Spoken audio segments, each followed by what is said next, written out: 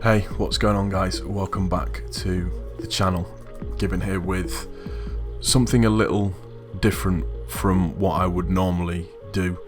The gameplay in the background it's immaterial to sort of what I wanted to really talk to you about, and I got some really bad news today, and effectively what it is our neighbours, I'm not going to say any names or anything, but our neighbours, one of the neighbours who was suffering from esophageal cancer, I think is probably the right way of saying it, was probably about a year or so ago, and he had such a positive outlook on life and such a positive way. It was, I'm not going to let it beat me, I'm not going to let it, he was just really positive about it. And effectively, esophageal cancer, pretty much when you get that, it's pretty much curtains for you, is the correct way of saying it. And by the grace of God, he managed to get through it. He fought it, he kicked cancer's ass, and everything was fine, and he was going along okay. Everything was okay, and then unfortunately the cancer came back, but it came back more aggressively. It was a lot more sort of all over his body, in terms of his organs and stuff, and into his bones. And when that happens, you're pretty much on the last knockings. And he was getting progressively sicker and not looking very well. And his wife came to our house tonight. They're our neighbours, they live next door to us. And unfortunately, she gave us the bad news that he had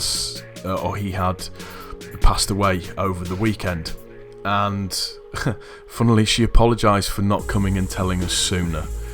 I mean, can you even believe that? It's just mental to me. How do you apologise for not coming and telling somebody sooner that your husband has passed away? You've got so much going on in your life, other than coming and telling people. So she was concerned that she hadn't told us, bless her, and she's absolutely distraught, and obviously she will be, because her significant other has sadly passed away. He lost his battle with cancer, but you know what, he had such a positive outlook that he fought that son of a bitch until the end. He kicked it in its nuts repeatedly, wasn't going to let it take him. It was going to be on his terms, but unfortunately he just got progressively iller and iller. Things started failing him to a certain degree, and yeah, unfortunately Sunday morning this gentleman passed away. And we've been living in our house now for 4 years, and we got on really well with them. They used to look after our dogs and our cats if we went away. We'd feed their cats if they went away, and they were just generally a more loving, nice, kind-hearted couple you couldn't wish to meet whatsoever at all. And it sucks because cancer is everywhere. Cancer has affected me from a family point of view, from a personal point of view, not me myself, just from people around me that I've known, and it is an absolute fucker. And I don't apologise for my language. It is. Cancer is the biggest arsehole going. It just seems so unfair that it takes people, and it's always the good ones that it will take, unfortunately.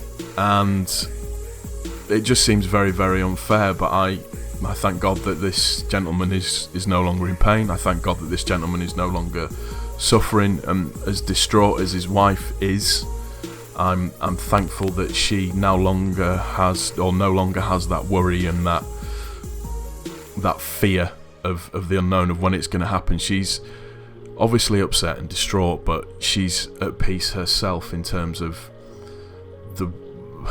that it's at its end now, and he is at peace, and he is at rest. And it kind of got me thinking,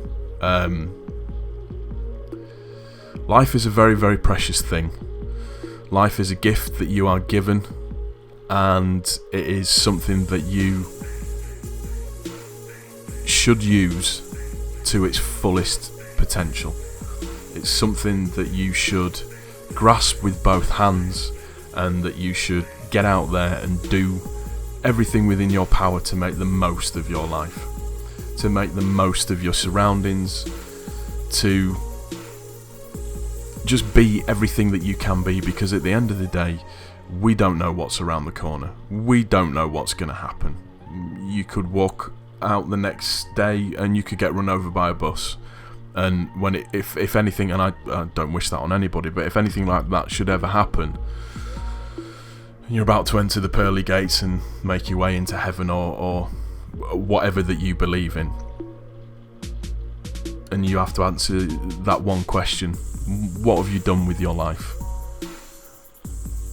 I just pray that people make the most of everything that they've got, make the most of the gifts that you've got, just live life to its fullest, enjoy everything that's out there, and more importantly, enjoy your family, care about your family, be there for your family, because at the end of the day, you don't know when they're going to be gone, and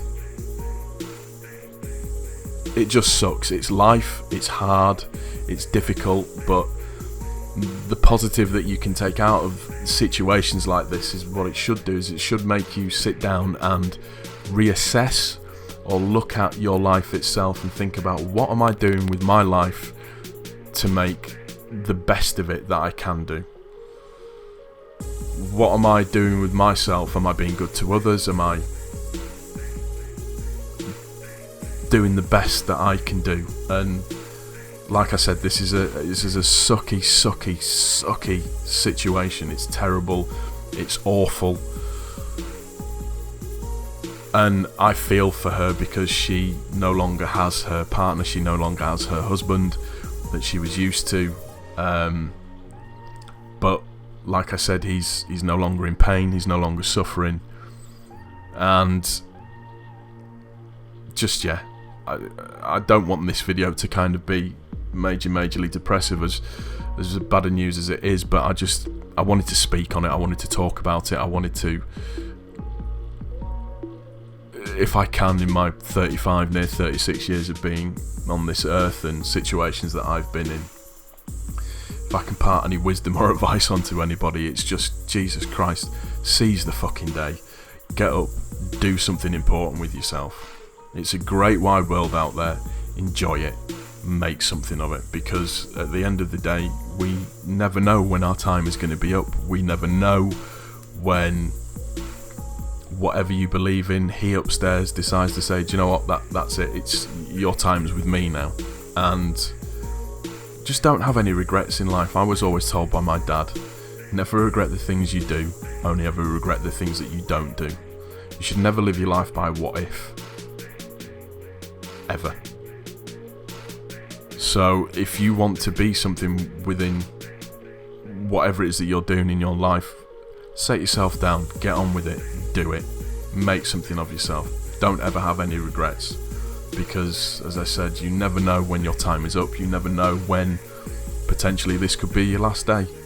And that's not to put the fear of God into anybody, it's just to say, just go out and enjoy it, enjoy yourself, do stupid stuff. Do stuff that makes you laugh, do stuff that makes you happy, because nobody wants to be miserable. Don't be that person that sits online giving everybody hate because you're not happy within yourself. You need to take a look at yourself, look inside yourself, and work out, why am I not happy?